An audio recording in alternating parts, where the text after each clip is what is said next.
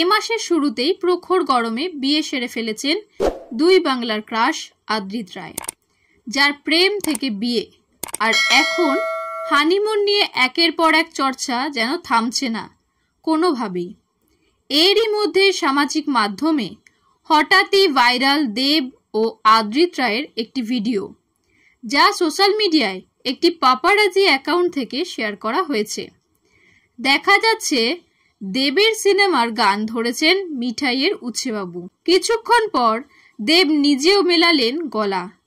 ভিডিওতে দেখা যাচ্ছে পাশাপাশি বসে আছেন দেব আর আদ্রিত, দুজনের গায়েই স্ট্রাইপ শার্ট আর জিন্স। দেবের চ্যালেঞ্জ সিনেমার বিখ্যাত গান গাইছেন তিনি। বেশ প্রশংসার ছাপ দেবের চোখে মুখে। মুগ্ধ হয়ে গান শুনছেন দেব। শুধু তাই নয়, মাঝে একবার গলাও মেলালেন তিনি আদ্রিতের সঙ্গে। দেবের সঙ্গে আদ্রিতের ঘনিষ্ঠতা সকলেরই জানা, কিন্তু প্রশ্ন এখন, তবে কি দেব প্রোডাকশনে দেবের ছবিতে নায়ক হতে চলেছেন আদ্রিত? সৌমিত্রিষার দেবের নায়িকা হবার পর কি এবার দেব প্রযোজনার ছবির নায়ক হতে চলেছেন আদ্রিত? রাজ চক্রবর্তীর প্রোডাকশনে তৈরি নূরজাহান দিয়ে কেরিয়ার শুরু করেছিলেন আদ্রিত। এরপর প্রেম আমার 2-এ কাজ করেন তিনি। দুটো ছবিতেই তিনি ছিলেন কেন্দ্রীয় চরিত্রে, তবে সিনেমা দুটি ডাহা ফ্লপ করে। এরপর দেবের সঙ্গে আদ্রিতকে দেখা যায় পাসওয়ার্ডে পার্শ্ব চরিত্রে। খুব সম্ভবত সেই সময়ই তোলা হয়েছিল এই ভিডিওটা। সিনেমায় জনপ্রিয়তা না পেলেও আদ্রিতকে পরিচিতি দিয়েছে মিঠাই সিরিয়াল। তবে সেটি শেষ হবার পর ফের একবার ভাগ্য অন্বেষণে তিনি।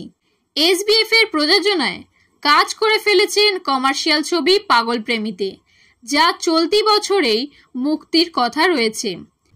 আপাতত অভিনেতা চুটিয়ে উপভোগ করছেন তার জীবনের নতুন অধ্যায়।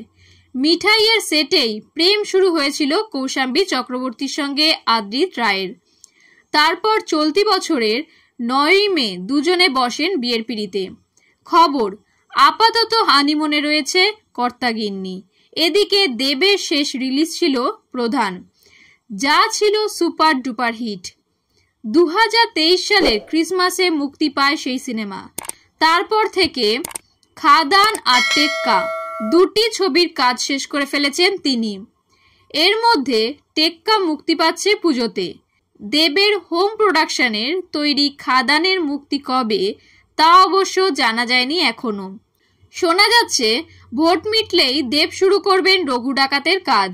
ভোটের প্রচারে বড় বড় চুলে অভিনেতাকে দেখে তেমনটাই ধারণা করছেন অভিনেতার ভক্তরা। অনেক দিন ধরে এই সিনেমার কাজ ছিল আটকে। পরিচালনা করছেন ধ্রুব।